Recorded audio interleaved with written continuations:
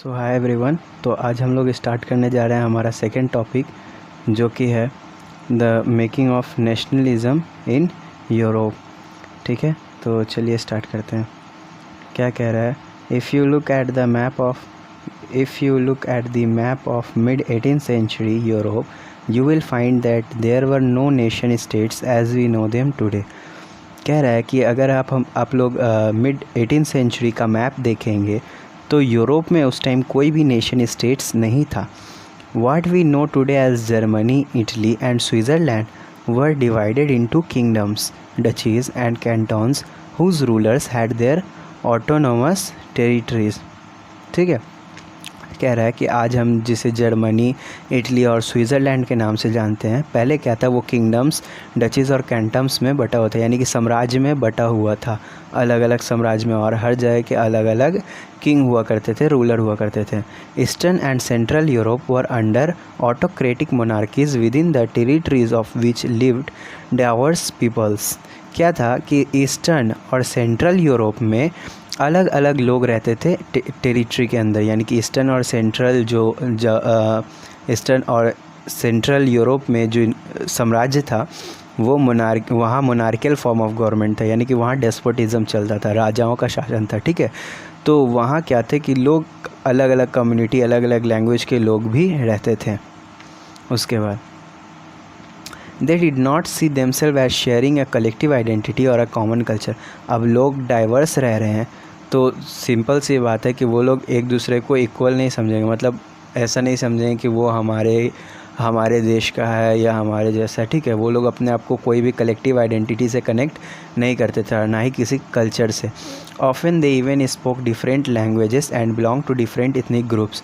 और क्या था कि वो लोग अलग अलग लैंग्वेज बोलते थे तो दोनों ईस्टर्न और सेंट्रल यूरोप वाले थे तो एक ही टेरिटरी के अंदर, लेकिन क्या था कि उनमें काफ़ी डाइवर्सिटी थी, उनमें लैंग्वेज अलग अलग लोग बोलते थे, अलग अलग सोशल ग्रुप से बिलोंग करते थे। ठीक है, तो ऐसा ही एग्जांपल यहाँ पर दिया गया है हैब्सबर्ग एम्पायर का।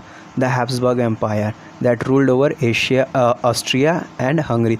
ऑस्ट्रिया से लेकर हंगरी तक हैब्सबर्ग एम्पायर फैला हुआ था। ठीक है, तो ये जो हैब्सबर्ग एम्पायर फैला हुआ था ऑस्ट्रिया से हंगरी तक was a patchwork of many different regions and peoples. क्या था कि काफ़ी अलग अलग रीजन्स को और काफ़ी अलग अलग लोगों को एक करके, ठीक है, एक करके बनाया गया था ये हैब्सबर्ग एम्पायर, जो कि ऑस्ट्रिया से हंगरी तक फैला हुआ था। It included alpine regions as well as Bohemia where the aristocracy was predominantly German speaking. इसमें अल्पाइन रीजन और बोहेमिया रीजन आता था, जहाँ ज़्यादातर मेजॉरिटी जो थी लोगों की वो जर्मन स्पीकिंग लोगों की थी मेजॉरिटी। अल्पाइन रीजन्स में टायरोल, ऑस्ट्रिया और सदर्नलैंड आते थे। ठीक है, it also included the Italian speaking provinces of Lombardy and Venetia.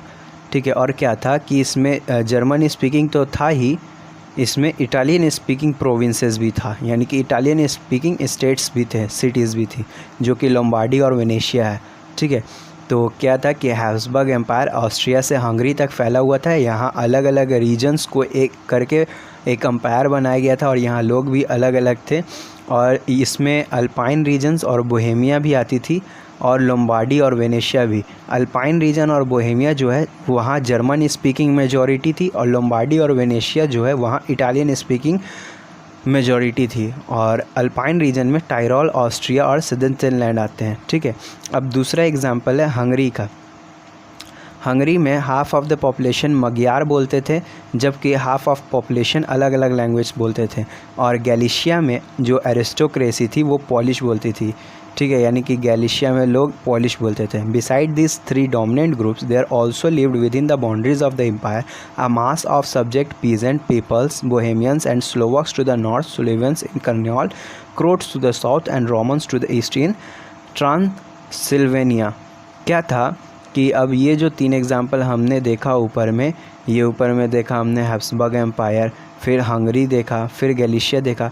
इन तीन डोमिनेंट ग्रुप के अलावा भी लोग, बहुत सारे लोग रहते थे, जिसमें सबसे ज़्यादा पीजेंट्स लोग थे।